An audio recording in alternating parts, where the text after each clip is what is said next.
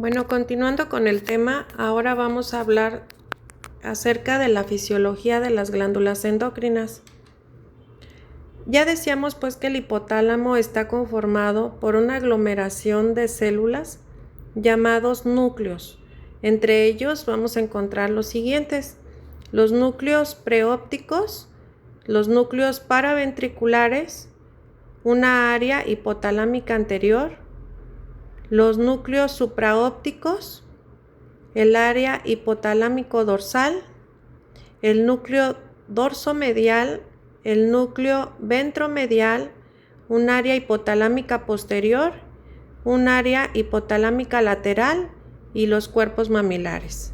Entonces todas esas células neuronales pues van a conformar como tal al hipotálamo y vemos su relación estrecha con la glándula pituitaria o hipófisis, ¿verdad?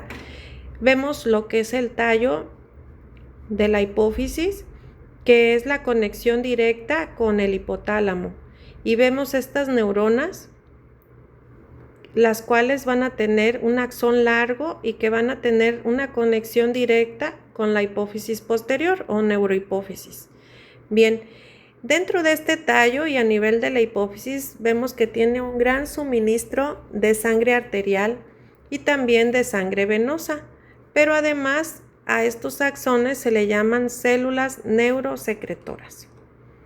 Las hormonas hipotalámicas, pues vamos a encontrar ahí a las neuronas neurohipofisiarias. Entre ellas vamos a recordar pues que la vasopresina y la oxitocina son unas hormonas que se van a sintetizar en el hipotálamo, pero que se van a almacenar específicamente en la hipófisis posterior. Eso es muy importante recordarlo. Pero las hormonas liberadoras hipotalámicas, estas son producidas por axones cortos y se liberan desde el hipotálamo a través de los vasos sanguíneos. Decíamos que esa es la cualidad que le confiere a las glándulas endocrinas, ¿verdad? Que se liberan a los vasos sanguíneos. Entonces las hormonas liberadoras del hipotálamo van a su vez a provocar la síntesis de hormonas por parte de glándulas periféricas.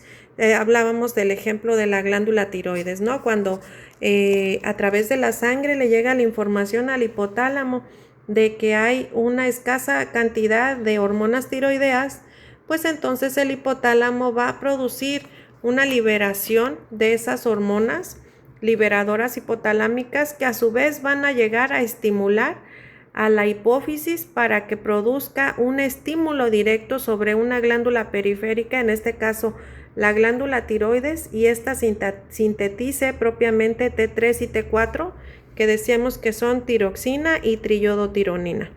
Pero también puede ocurrir a la inversa.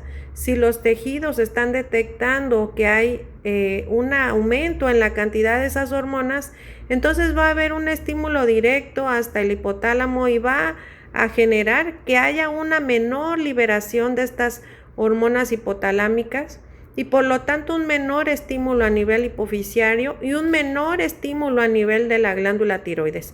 Y con ello pues regulan. Eso es un mecanismo de feedback negativo o de retroalimentación negativa. Y es parte de los mecanismos que tenemos para lograr la homeostasis como tal. Entonces el hipotálamo pues aquí lo tenemos ubicado en la imagen y es una zona del cerebro muy pequeña, pero que tiene una gran importancia para el funcionamiento de nuestro cuerpo y de nuestra mente. Entonces vamos a ver algunas de las distintas funciones de esta pequeña área y de lo que conocemos como eje hipotálamo hipófisis glándula. Es decir, todo inicia aquí, pero enseguida va hacia la hipófisis y después va a descender hacia la glándula que se desea estimular. Entonces, aquí nuevamente el listado de las hormonas que se liberan en cada uno de los niveles. En el caso del hipotálamo, pues ya habíamos hablado de la liberadora de tirotropina, de la dopamina, la liberadora de somatotropina, la somatostatina, liberadora de gonadotropina, corticotropina y la síntesis de oxitocina y vasopresina que se van a ir a almacenar a la neurohipófisis. Como vemos aquí, en la adenohipófisis, que es la hipófisis anterior, se lleva a cabo la liberación de la hormona de crecimiento, la hormona estimulante de la tiroides, la hormona adrenocorticotropa, la hormona folículo estimulante, la hormona luteinizante y la prolactina. En la neurohipófisis ya decíamos pues que solo se almacenan vasopresina y oxitocina. La glándula pineal, pues la formación o síntesis de melatonina y dimetiltriptamina y bueno, ya en hipófisis media lo que es la hormona estimulante de melanocitos. Entonces, dentro de las funciones del hipotálamo, pues vemos que su localización es óptima para tener gran cantidad de conexiones, ¿verdad? Entre las funciones más importantes encontramos que coordina el sistema nervioso autónomo porque el hipotálamo se encarga de transmitir información y órdenes a distintos órganos. Por ello regula el movimiento de comida dentro de nuestro cuerpo, el ritmo cardíaco y la contracción del diafragma. También regula la saciedad, es decir, una de las funciones del hipotálamo es decirnos cuando estamos llenos. Regula la sensación de sed para impedir que nos deshidratemos. Regula también nuestra temperatura, de modo que hay, por ejemplo, fiebres que le llaman de origen central porque hay un daño a nivel hipotalámico y que no son explicables por un proceso infeccioso o alguna otra condición general y que sí se explican por un daño a nivel hipotalámico. También regula el ciclo circadiano, que es esa parte donde uno determina esas fases de sueño-vigilia e identifica cuándo es de noche y cuándo es de día, y cuándo debemos descansar y cuándo debemos de mantenernos alerta. También regula emociones como la rabia, la tristeza, la satisfacción sexual y el enamoramiento. Otra de las funciones es la producción de hormonas como la oxitocina, que es esencial en las actitudes parentales para facilitar el parto, distendiendo el cérvix uterino y para el amamantamiento. Otra de las hormonas que produce es la hormona antidiurética, que es la encargada del balance del agua en el cuerpo. Entonces este es el dichoso eje hipotálamo-hipofisiario, ¿verdad? Una conexión directa entre el hipotálamo y la glándula hipófisis, tan necesaria porque es como ese escalón necesario de cruzar para poder llegar a estimular a la glándula específica, llámese tiroides, llámense ovarios, testículos, glándula mamaria, lo que es a nivel, por ejemplo, suprarrenal también. Entonces, todo ello va a tener un estímulo directo desde el hipotálamo hasta la hipófisis y de la hipófisis, a su vez, a la glándula específica o al órgano blanco que se va a encargar de la síntesis de la hormona correspondiente a cada una de ellas. Por ejemplo, vemos aquí, el hipotálamo va a liberar propiamente la hormona liberadora de corticotropinas. Y esto a su vez va a llegar a la adenohipófisis y va a producir la liberación de la hormona adrenocorticotropa que estimula directamente las células de las glándulas adrenales y van a producir la liberación de cortisol, ¿verdad? Que esta sería la hormona en cuestión.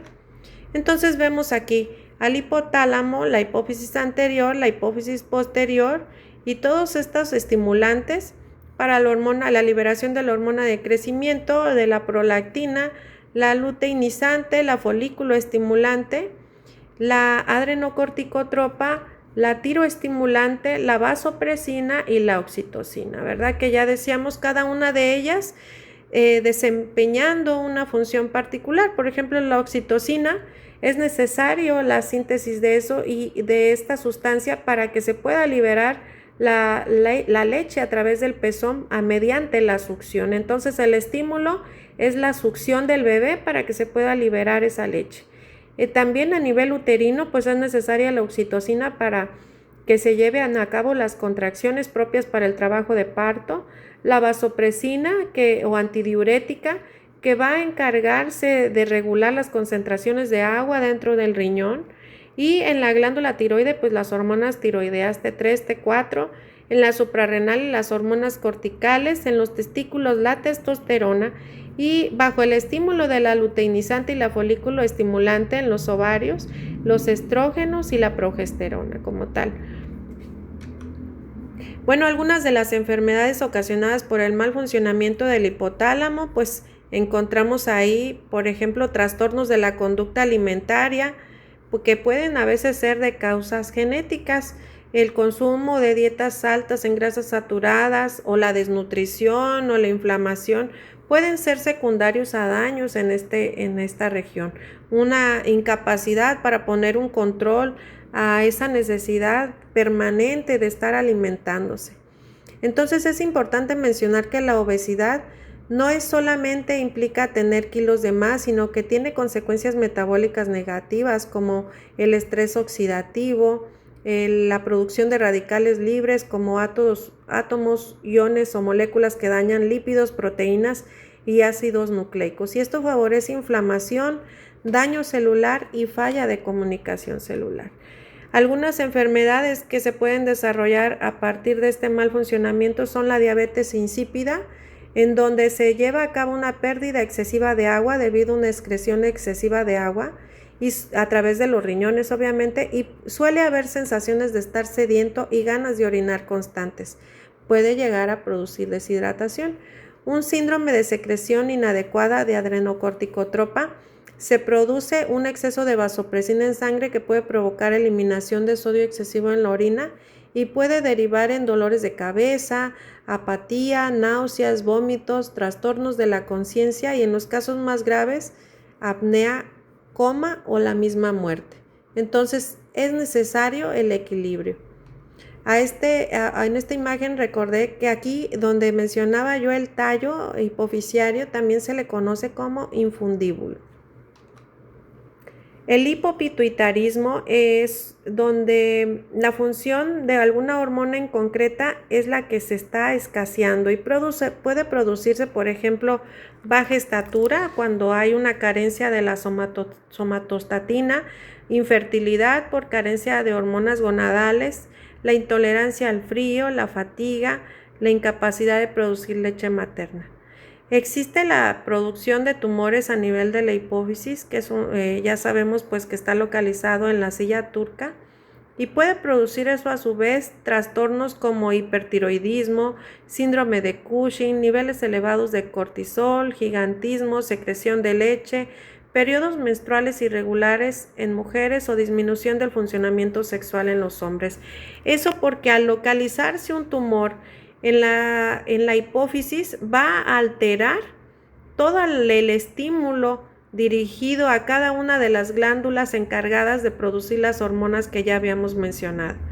Algunas de las enfermedades relacionadas con la hipófisis son patologías tan frecuentes como la hipertensión arterial, el sobrepeso u obesidad, el síndrome metabólico, la diabetes, las alteraciones menstruales y el cansancio excesivo pueden ser causadas por alteraciones de la hipófisis. Entonces, enfermedades como hipo e hipertiroidismo que son generados pues a veces por temas de autoinmunidad, a veces por temas de herencia, pues finalmente van a tener una repercusión en todo nuestro sistema.